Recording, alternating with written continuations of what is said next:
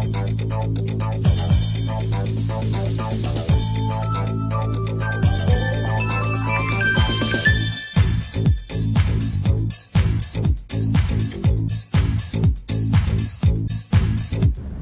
lagi bersama saya Antoni Sarif di acara Good Golden Morning Motivation. Oke, tadi kita sudah membahas 3 hal ya. Sekarang kita meneruskan hal-hal yang membuat orang kenapa alasannya tidak sukses. Mereka punya alasan bahwa pendidikan mereka tidak cukup. Ya, pendidikan mereka rendah. Dulu saya bahkan pernah menemukan ada satu orang sebenarnya sudah sangat luar biasa, tapi dia karena pendidikannya SMA, dia suka merasa minder. Dia merasa pendidikan saya kurang, pendidikan kurang. Yang sangat saya anjurkan kalau pendidikan kurang adalah dia harus banyak belajar ya.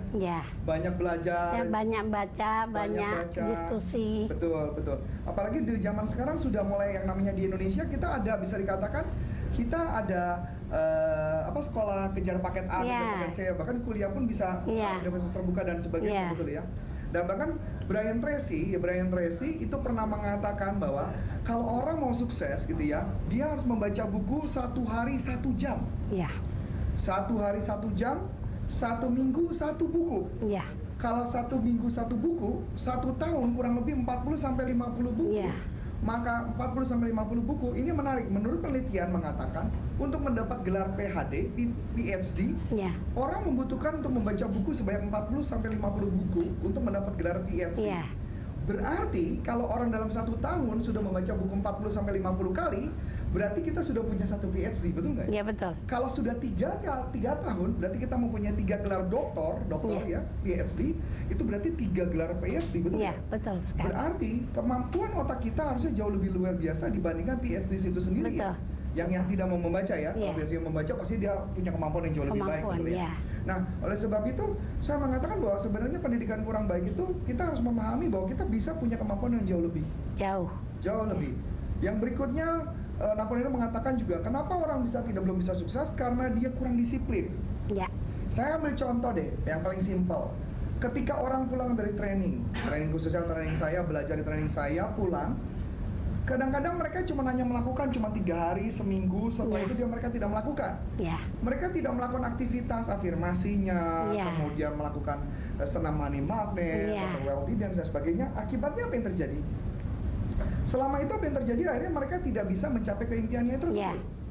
Karena mereka tidak menanam pikirannya. Banyak orang yang cuma sekedar mau belajar tapi tidak pernah mengaplikasikan. Bisa dikatakan adalah tidak punya kemampuan untuk merealisasikan. Mungkin yang paling simpel kalau di episode sebelumnya kan Ibu mengatakan kalau mau biar lebih bagus adalah harus bisa mengajar ya. Sebenarnya mengajar itu bukan jadi guru toh maksudnya. Bukan. Sharing. Bisa ke keluarga, bisa ke saudara atau setiap kita ketemu orang, kita bisa share apa saja. Misalnya ketemu orang gini, kok kamu kelihatan nggak happy ya? Loh, kok tahu? Nah, pada saat itu terjadilah pintu terbuka untuk berkomunikasi dan men-sharekan apa saja yang ingin di-sharekan. Betul. Dan jadi kalau sebenarnya pendidikan itu sebenarnya bukan alasan. Semua orang bisa mau apapun ketika dia men-share kepada orang lain, knowledge-nya, skill-nya akan bertambah ya. Nah, yang berikutnya adalah yang paling menarik adalah kesehatan yang buruk. Orang bisa gagal, kenapa nggak bisa sukses? Karena mereka bilang beralasan kesehatan saya buruk. Sebenarnya kesehatan buruk bisa kita rubah caranya dengan cara makan makanan yang bergizi, makan makanan yang mungkin vegetarian, saya nggak tahu, mungkin vegetarian juga bisa, mungkin juga bisa berolahraga, bisa melakukan aktivitas, minum air putih yang sangat banyak, itu juga menyehatkan tubuh. Dan bukan hanya sekedar makan makanan dan daging gitu ya, juga mengisi kembali ke otak kita juga kesehatan kita. Dengan pikiran main kita bahwa mengatakan kita sehat, maka akan bisa balik lagi ya. Karena yang dikatakan di episode sebelumnya saya mengatakan bahwa 70-80% penyakit disebabkan gangguan pikiran. Saya mungkin ambil contoh sedikit, mungkin dapat gambaran biar para sahabat TV Excellent bisa tahu lebih banyak. Penyakit yang paling simpel sebenarnya adalah penyakit yang pertama adalah dari yang ada disebut namanya 5 body syndrome. 5 body syndrome itu mulai penyakitnya dari perut ke atas kepala. Penyakit perut atas kepala kan bisa macam-macam ya. Dari batuk bisa, asma bisa, sakit mah bisa, gitu ya, sakit kepala, migrain bisa. Nah, penyakit dari perut di atas kepala ini yang disebutnya namanya crying syndrome, sindrom menangis. Berarti dia punya emosi yang terpendam, yang sampai yang dikeluarkan, yang dia nggak bisa keluarkan, dan akhirnya terpendam, dan itu yang menyebabkan menjadi penyakit. Ya. Yang disebut namanya crying syndrome. Ya. Penyakit yang kedua adalah penyakit berkaitan dengan tangan, dari ujung tangan sini sampai ujung tangan sini. Penyakit di ujung tangan ini yang disebut namanya reaching syndrome. Reaching syndrome, artinya reaching artinya adalah dia punya impian, tapi tidak pernah tercapai. Ya. Jadi dia mau menggapai nggak bisa-bisa nih. Ya. Jadi nggak pernah bisa tercapai. Ini namanya reaching syndrome. Penyakit yang berikutnya adalah di bahu. Ya. Di bahu.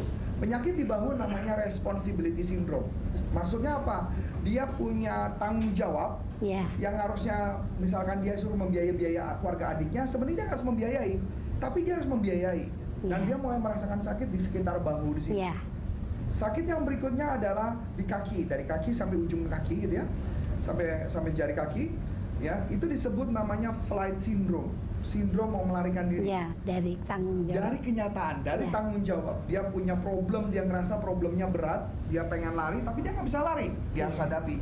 Maka itu yang disebut namanya flight syndrome. Ya memang saya pernah menemukan ada alumni saya yang kakinya mendadak jadi kayak sakit gitu ya. Ya. Orang yang kayaknya mungkin kayak asam urat dan Ya. sebagainya. Padahal itu adalah penyakit yang disebabkan karena dia pengen melari dari tanggung jawab itu ya. Ya.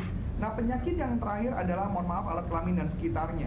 Alat kelamin dan sekitarnya itu yang disebut namanya guilty syndrome atau namanya sexual frustration syndrome. Kita ambil contoh yang sexual frustration syndrome. Sexual frustration misalkan contoh ajaran orang tua mengatakan seks itu adalah dosa, dia jangan ngomong seks di depan umum dan sebagainya. Dan ketika dia menikah, dengan suaminya, dia tidak bisa melakukan hubungan badan dengan suaminya. Yang bisa dikatakan dengan wanita namanya istilahnya namanya fadilismus gitu seperti itu. Atau mungkin bisa jadi ada beberapa hal yang dia merasa guilty, yang merasa bersalah dan sebagainya. Itu bisa terjadi seperti itu. Nah, ini yang disebut yang menarik dari kesehatan yang buruk ya, dari five body syndrome gitu ya. Ini mengenai manusia. Nah, menariknya Napoleon juga mengatakan hal-hal yang juga menarik adalah kegagalan seorang itu juga dari pengaruh lingkungan. Balik lagi yang seperti episode sebelumnya ya. Mengenai lingkungan, masa anak-anak yang tidak menguntungkan, menganggap masa kecil kita nggak bahagia, nggak sukses gitu. Bagaimana pandangan ibu itu? Memang kebanyakan ibu itu penanam, pembentuk karakter dari seorang anak. Betul. Oleh sebab itu, saya selalu membagikan sharing ini kepada ibu-ibu untuk selalu mengatakan yang positif. Daripada mengatakan, jangan nakal ya. Bilang sama, have a great day today honey. Gitu. Misalnya aku nggak tahu, saya selalu mengatakan itu kepada anak saya. Eat your lunch. Bukan, jangan lupa makan mas. Eat your lunch. Have a great day in school. Nanti makan ya makanan makan siang gitu. Terus bisa juga bilang gini, pulang bahagia ya. Wah, kalimat mana ini pulang bahagia ya? Waduh.